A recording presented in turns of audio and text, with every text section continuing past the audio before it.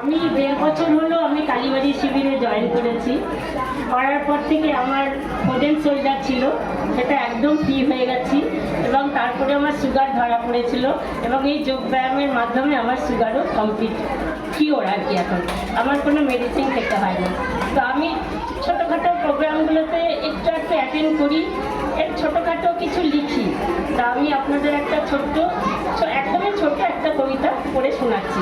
এটা সম্পূর্ণই যোগের উপরেই, আর এর মধ্যে কিছু গোপন তত্ত্ব লুকিয়ে আছে, সেটা আমি কবিতাটার পরে বলছি।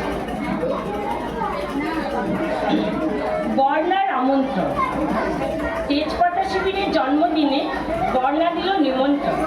শিবিরে গিয়ে মাখনদা বলেন সবার চাই আগমন। যাবো মোরা সবাই মিলে বিকেল 5:30টায়, হাসি খুশি মিলিয়ে সবাই করবো মোরা এনজয়। তেজপাতার সাথে জামরুল ভাই আছে কি হেতায়? যদি দুটো হাতে আসে খুঁজবো তোমায় কোথায়? বিকাশদা আর বেলাদি আছেন আমাদের পাশে, যোগাভ্যাসে রত মোরা পতঞ্জলির শ্বাসে। সবার শেষে বর্ণাঢ্যের পারফরমেন্স, অপরিসীম ছন্দ, আরো উঁচু করে তোলো ছড়িয়ে তোমার সুগন্ধ। নমস্কার।